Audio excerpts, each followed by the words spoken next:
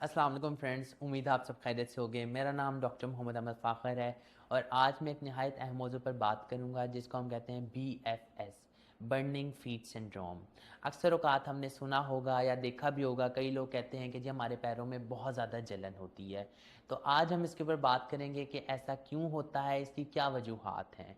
तो सबसे पहली वजह जो है कि आपको बर्निंग फीट सिंड्रोम हो रहा है, तो उसकी वजह डायबिटीज़ है। अगर ऐसे फ़र्द जिनको शुगर है तो उनके अंदर बर्निंग फीट सिंड्रोम बहुत ज़्यादा कॉमन होता है, क्योंकि उनके अंदर शुगर लेवल कंट्रोल नहीं होता, जिसकी वजह से उनको न्यूरोपैथी स्टार्ट हो जाती है, यानी कि नर्व्स की जो डैमेजिंग है वो स्टार्ट हो रही होती है। इस वजह से उनको जो है वो बर्निंग फीट सिंड्रोम जो है वो देखने में नज़र आ रहा होता है, उनको बहुत ज़्यादा पैरों में जलन हो रही होती है। दूसरी अहम वजह ये हो सकती है कि जी उनके अंदर विटामिन बी की कमी हो गई हो, यानी कि उनके अंदर विटामिन B12 और बी का लेवल बहुत ज़्यादा कम हो गया हो, तो इस वजह से उनको बर्निंग फीट सिंड्रोम जो है वो हो सकता है। तीसरी अहम वजह जो है वो ये है कि उनको टार्सल टनल सिंड्रोम हो। टार्सल टनल सिंड्रोम जैसा कि आपने सुना होगा कार्पल टनल सिंड्रोम, इसी तरह टार्सल टनल सिंड्रोम होता है कि जो आपकी टार्सल जो नर्व होती है वो दब जाती है, जिस वजह से आपको बहुत ज़्यादा पैरों में जलन जो है वो महसूस हो रही होती है।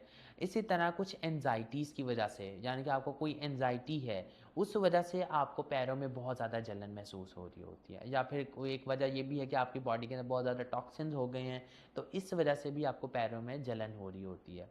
अगर बात करूँ कि इसकी अलामात क्या हैं, तो इसकी अलामात में यही है कि जी आपको बहुत ज़्यादा बर्निंग हो रही है अपने पैरों में, रात को बहुत ज़्यादा हो रही होती है और इस तरह की दर्द हो रही होती है साथ में कि जी जैसा किसी ने कुछ स्टैबिंग पेन, जिनको हम कहते हैं जैसे किसी ने कुछ मार रहा है, कोई खोद रहा है, इस तरह की पेन्स हो रही होती हैं आपको और बहुत ज़्यादा जलन हो रही होती है पैरों में। ये कुछ इसकी अहम अलामात हैं कि जी आप बर्निंग फीट सिंड्रोम की। अगर मैं बात करूँ इसके ट्रीटमेंट की, तो इसके ट्रीटमेंट में सबसे पहले यही है कि जी अगर आपकी शुगर बहुत ज़्यादा है, तो आपने अपनी शुगर को मेंटेन करना है। और अगर आपको विटामिन D12 की या विटामिन डी की जो है वो कमी है, तो आपने विटामिन्स के अपने सप्लीमेंट्स लेने और अपना विटामिन बी और B12 का जो लेवल है उसको मेंटेन करना है।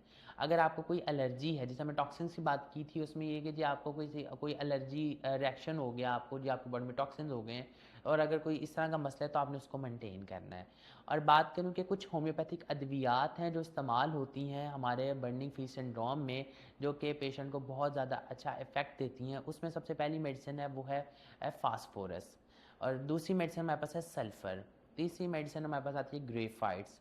ग्रेप्स के बाद हमारे पास है आर्सेनिक। आर्सेनिक में ये है कि अगर एंजाइटी की वजह से उसके पैरों में बहुत ज़्यादा जलन हो रही है तो वो आर्सेनिक मेडिसिन ले सकता है। ये कुछ होम्योपैथिक अद्वियात हैं जो कि बर्निंग फीट सिंड्रोम के अंदर जो है वो अच्छा काम करती हैं। और इसी तरह कुछ नसोर्स में आ जाती है मेडिसिन, जिसको मेडोराइनम है। मेडोराइनम बड़ी अच्छी मेडिसिन है कि रात के वक्त पैरों में अगर बहुत ज़्यादा जलन हो रही है और इसके जो इंडिकेशन है कि पीछे कोई सप्रेस्ड गनोरिया है, तो बहुत अच्छा काम करती है मेडोराइनम। तो ये कुछ होम्योपैथिक अद्वियात हैं जो कि जैसे मैं बात कर चुका हूँ बर्निंग फीट सिंड्रोम के अंदर बहुत अच्छा काम करती हैं। याद रखिए जो होम्योपैथिक अद्वियात हैं ये किसी होम्योपैथिक डॉक्टर से कंसल्ट करके ही इस्तेमाल करें। अगर आप इनको सेल्फली मेडिकेशन तौर पे इस्तेमाल करते हैं तो ये आपकी सेहत के ऊपर मस्बत असरात भी डाल सकती हैं।